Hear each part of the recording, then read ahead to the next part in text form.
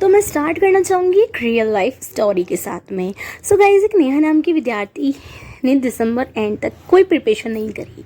नेहा बहुत स्ट्रेस में है, लेकिन जनवरी की स्टार्टिंग में ही नेहा ने अपना डेली रूटीन पूरी तरह से बदल डाला। नेहा ने अपनी डेली पढ़ाई को ऑर्गेनाइज किया, अपनी स्ट्रैटेजी को फॉलो किया। बोर्ड एग्ज़ाम आने तक और फिर जानते हो क्या हुआ? नेहा के बोर्ड एग्ज़ाम में 90% से ऊपर मार्क्स आए। हाँ जी, तो 90% से ऊपर मार्क्स आए और सबने उसको वाह वाह का कॉन्ग्रेचुलेशंस। क्या सीख लेने चाहिए इस कहानी से आप? इस कहानी से हमें यह सीख मिलती है कि डेली प्लानिंग करके और कॉन्स्टेंट एफर्ट्स डालकर आप अपनी कमज़ोरियों को भी ओवरकम कर सकते हैं और स्ट्रेस फ्री रह सकते हैं। तो आइए, क्या रहेगी आपका डेली प्लानिंग, क्या रहती है? एक टॉपर की डेली प्लानिंग नए साल से लेकर बोर्ड एग्ज़ाम तक एक एक बताती हूँ। तो सबसे पहला काम जो आपको प्लानिंग के अंदर करना है मेरे प्यारे बच्चों, कि आपको कहानी है गोल सेटिंग। अब ये गोल सेटिंग का क्या मतलब है? आपको अपने लिए कुछ उद्देश्य, कुछ गोल्स बनाने हैं। क्या क्या वो गोल्स होने चाहिए? सबसे पहले आपको बनाने हैं अपनी कुछ डेली गोल्स। डेली गोल्स मतलब आपको रोज़ाना कितने घंटे पढ़ाई करनी है और कितने घंटा गोल की तैयारी करनी है। रोज़ आना मुझे इतने घंटे, 10 घंटे, 8 घंटे, 7 घंटे, 6 घंटे, 5 घंटे, जितने भी घंटे आपको पढ़ाना है उतने डेली के गोल्स बनाने हैं। रोज़ाना आप कितने घंटे पढ़ाई कर सकते हो ये आपको पता होगा। आप अपना रूटीन देखो, रोज़ को स्कूल टाइम, ट्यूशन का टाइम, सेल्फ स्टडी का टाइम, जितने घंटे आप खाना पीना खाते हो सब कुछ हटाने के बाद आपको मिल रहा है। गोल सेटिंग करिए, इतना घंटे मुझे रोज पढ़ना है, आपको पता चल जाएगा कि इतने घंटे पढ़ना है। उसके बाद आप अपना दूसरा गोल बनाएं। कौन सा? सब्जेक्ट वाइज गोल बनाएं। सब्जेक्ट वाइज जब आप गोल बनाते हैं तो एक गोल सेट करना है कि आपको जो घंटे आपने निकाले हैं उसमें से कौन से सब्जेक्ट्स को कितना टाइम देना है। क्या मुझे मैथ को 2 घंटे देने हैं, साइंस को 2 घंटे देने हैं और 1-1 घंटा में हिंदी इंग्लिश को देना है। 8 घंटे का हमें टाइम टेबल बनाने लेना है। कितने कितने घंटे में कौन कौन से सब्जेक्ट की कितने कितने घंटे स्टडी करना है, ये आपका करना है। रोज़ाना के लिए रोज़ आपको ये चीज़ें करनी पड़ेगी। इनको ध्यान में रखते हुए आपको अपना एक टाइम टेबल क्रिएट कर लेना है कि रोज़ आने मुझे इतने घंटे पढ़ना है, इस घंटे में इतना सब्जेक्ट पढ़ूंगी, इतने सब्जेक्ट पढ़ूंगी, इतने घंटे ये पढ़ूंगी, फिजिक्स पढ़ूंगी, मैथ्स पढ़ूंगी, 1 घंटा सोशल साइंस पढ़ूंगी। इस तरीके से आपको करना है। ये चीज़ें आपको कर लेनी है। अगर आप चाहते हैं कि मैं आपको टाइम टेबल के ऊपर, आपके लिए टाइम टेबल बहुत स्ट्रक्चर्ड तरीके से, डिजिटल तरीके से, फुल प्रूफ तैयार के साथ एक वीडियो लेकर आ जाऊँ, तो इसके लिए आपको अपने कमेंट में ज़रूर बताना है। So hello everyone, welcome back to Vidu Sharma channel. Hope करती हूँ आप सभी बहुत ही अच्छे होंगे। सो गाइस, जो भी मेरे चैनल पर न्यू हो प्लीज़ चैनल को सब्सक्राइब कर दें और बेल आइकन को ऑन कर दें, जिससे कि आपके पास में अनदर नोटिफिकेशन में आता रहे और ऐसी अमेजिंग वीडियोस आप देखते रहे और आपके लिए हेल्पफुल रहे। तो जल्दी से सब्सक्राइब कर लो जिसने चैनल को सब्सक्राइब नहीं किया, और अपने टाइम टेबल को फॉलो करेंगे। तो टाइम टेबल की वीडियो वैसे मैं बना चुकी हूँ और सब्जेक्ट्स के अकॉर्डिंग भी मैं आपको बता चुकी हूँ, और फिर अगर आप कहोगे तो आपके अकॉर्डिंग भी मैं टाइम सेट करके आपके लिए वीडियो बना दूँगी इसके ऊपर भी। ठीक है, आपको गोल सेटिंग में अपने ये गोल सेट करने हैं। कितने दिन लगेंगे इनको सेट करने में? ज़्यादा से ज़्यादा दिन नहीं लेना, सिर्फ 2 या 3 दिन लीजिए और ये गोल सेटिंग करके इसको एक तरफ है कि 1 जनवरी 4 जनवरी जा चुकी है, तो अभी आपको स्टार्ट करना है 7 जनवरी से। तो 7 जनवरी से जब आप स्टार्ट कर रहे हो तो आपको 2-3 दिन में कंप्लीट कर लेना है। डेली प्लानिंग का दूसरा काम आपको क्या ही करना है? आपको करना है सब्जेक्ट वाइज। सब्जेक्ट्स वाइज क्या करना है? सब्जेक्ट्स वाइज आपको करना है डीप फोकस करना है बच्चों आपको। हाँ जी हाँ, अब आपको, क्योंकि आपको डेली गोल्स क्लियर है कि मुझे हर घंटा, हर दिन इतना पढ़ना है और इस सब्जेक्ट को इतना टाइम देना है, तो आपको सब्जेक्ट वाइज डीप फोकस करना है। कैसे करेंगे आप? अब आपको, अगर मैं बात करूँ मैं बात करूँ तो मैथ्स और साइंस की, तो मैथ्स और साइंस में क्या इंपॉर्टेंट होता है? मैथ्स और साइंस में इंपॉर्टेंट होते हैं इनके कॉन्सेप्ट, किस चैप्टर डेली प्रैक्टिस करनी है। तो एक दिन में 2-3 चैप्टर रिवाइज कर लो, 1-2 चैप्टर रिवाइज कर लो, एक दिन में 1-2 चैप्टर रिवाइज कर लो, उसके कंसेप्ट, उनके फॉर्मूले याद किए और प्रैक्टिस करो। यस, प्रैक्टिस करनी पड़ेगी।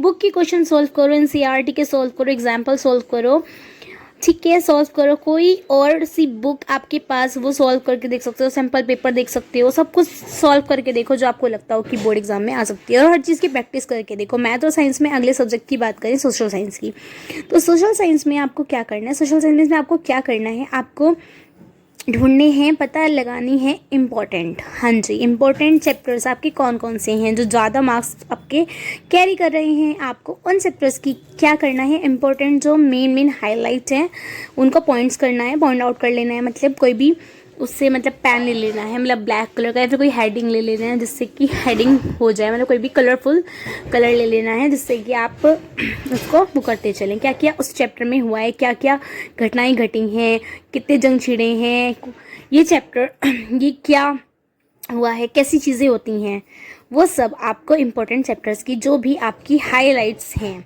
आपको उन हाइलाइट्स को नोट कर लेना है, उनको अलग अलग से लिखना है। और साथ साथ अपनी प्रीवियस ईयर्स की क्वेश्चन पेपर निकालिए, पेपर्स के जो क्वेश्चन पूछे गए हैं उन क्वेश्चंस को लिखने की आदत डालिए कि पिछले साल में कैसे सवाल पूछे जा रहे हैं। सोशल साइंस में उनके आंसर लिखने की प्रैक्टिस करनी है। समझ में आ गया बात? तो सोशल साइंस में इंपॉर्टेंट चैप्टर्स की हाईलाइट करना है और आपको क्वेश्चंस के आंसर लिखने की प्रैक्टिस करनी है। अब आप इसकी बात बचती है इसकी लैंग्वेज की। आपको जो लैंग्वेज सब्जेक्ट आपकी हिंदी हो सकती है, इंग्लिश हो सकती है, उर्दू, पंजाबी, संस्कृत, ये जो आपकी लैंग्वेज है, इसमें आपको क्या करना है, इसमें आपको के लिए जो काम रहेगा वो रहेगा आपकी राइटिंग प्रैक्टिस का, कि आपको लिखने की प्रैक्टिस करनी है। क्या क्या जो जो आपको इम्पोर्टेंट है, जो कि ये लेटर्स इम्पोर्टेंट है, जो कि क्वेश्चंस आने वाले हैं, जो इम्पोर्टेंट लॉन्ग क्वेश्चंस हैं, इंग्लिश में हो गए, हिंदी में हो गए, आपको याद करके उनको लिखने की प्रैक्टिस करो। चैप्टर वाइज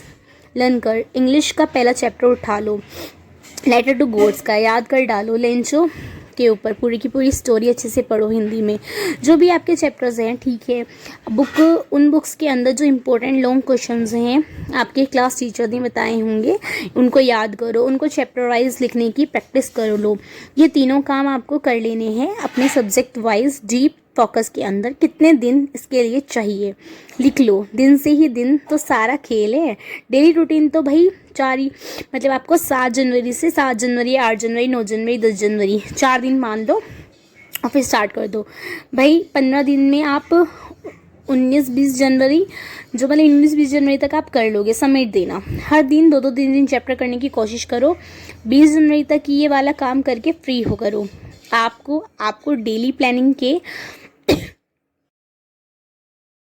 आपको डेली रूटीन के काम करना है, कॉन्सेप्ट आपको डेली करना है। सुनो, अभी जो आपने पिछले 15 दिन ये क्या अपने और सब्जेक्ट वाइज डीप फोकस करके स्टडी की, तो आपको पता चल गया होगा कि आप कितने पानी में हो। आपकी नज़रों के सामने आपको आईना दे दिया गया होगा, आपके सामने दूध का दूध और पानी का पानी हो गया होगा। पता चल गया होगा कि आपको कितने क्वेश्चंस आते हैं, कितने सब्जेक्ट्स के चैप्टर्स में आप कितने अच्छे हैं, कौन से चैप्टर्स में कितने बुरे हैं। यस, ये तो पता चल ही गया होगा आपको। तो अब आपको करना क्या है, अब आपको अपनी हकीकत को जान लेना है। आपके सामने है, आपकी आई है, आपको पर्दा नहीं डालना है, इसके ऊपर आपको इसे सम्मान करना है। सम्मान कहाँ होगा, सम्मान आपका यहाँ होगा। कॉन्सेप्ट रिफोर्समेंट, हाँ जी, रिफोर्समेंट की जाती है, जो आपको पता चले कि जिस चैप्टर के अंदर आपको डिफ़िकल्टी साबित हुई है, डिफ़िकल्टी आपने फेस की है, आपको उन चैप्टर के कॉन्सेप्ट को दोबारा से रिवाइज करना। यस, ट्रिग्नोमेट्री में अटक गए थे, दोबारा से कॉन्सेप्ट रिवाइज करा। सरफेस एरिया में फंस गए थे, फॉर्मूले याद करें। बहुत सारी चीज़ें ऐसी होती हैं जिनमें हम फंस जाते हैं, फंस कर ही रह जाते हैं। हमें ये भी करना है, हमें वो भी करना है, और हमें सभी कुछ करना है। साइंस में आपको इक्वेशन बैलेंस नहीं कर पा रहे होंगे, दोबारा से प्रैक्टिस करो। दोबारा से आपको जो हार्ड चैप्टर हैं, जो आपको हार्ड लगे या जो आपके लिए हार्ड थे, आप उन चैप्टर्स के कॉन्सेप्ट को दोबारा से रिवाइज करना है। हार्ड चैप्टर्स को आपको रिवाइज करना है, यह काम करना है कॉन्सेप्ट मतलब रिफोर्समेंट के द्वारा। जी हाँ, आपकी कमी पता चल जाएगी आपको कि आपके एग्ज़ाम कितनी दूर है, और ये कमी आपको अगर पता चल गई तो आप हर बोर्ड एग्ज़ाम में अच्छे से अच्छे परसेंटेज गेन कर पाएंगे। फॉर्मूला शीट, हाँ जी, दूसरा काम है आपको यह पढ़ना है फॉर्मूला शीट। यस, आपको फॉर्मूला शीट बनानी है। अब ये किस होगा आपको पता है, साइंस में होगा, मैथ्स में होगा, साइंस के अंदर जिस भी चैप्टर के अंदर जो जो फॉर्मूले यूज़ हुए हों, अगर आपने उनको लिख लिया बहुत अच्छी बात है, अगर नहीं लिखा तो अब लिख लेना, क्योंकि बहुत ही हेल्पफुल रहने वाले हैं। अगर आप साइंस में कोई न्यूमेरिकल आपको नहीं हो रहा है तो आप अगर फॉर्मूला भी लिख कर आते हैं तो भी आधा मार्क्स मिलता है, ये सभी को पता ही होगा बच्चों।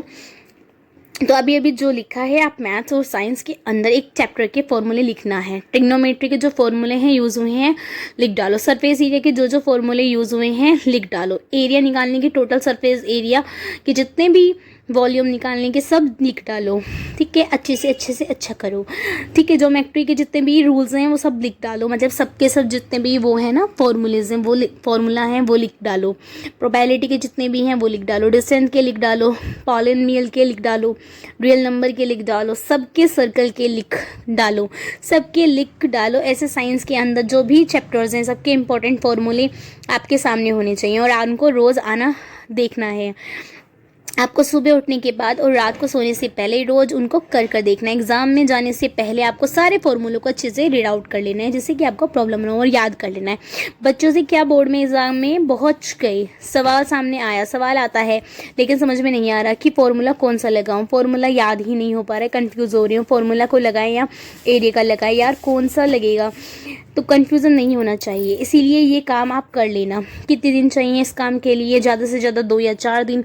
अगर आप 2-4 दिन में इनको फॉर्मूलों को अच्छी तरह लिख लेते हैं और फिर अच्छे से याद करते हैं तो आपको कोई भी प्रॉब्लम देखने को नहीं मिलती है और आपको अच्छे से याद भी हो जाते हैं। तो अपना फोकस ज़्यादा से ज़्यादा करो, क्योंकि अगर आप ज़्यादा से ज़्यादा करोगे तो आपका अच्छा रहेगा। इंग्लिश हो गई हो, उनका आपको बेटर आइडियाज़ रहेगा, क्योंकि वो आपकी भाषा में, आपके अंदाजे में, आपके तरीके से लिखे हुए हैं।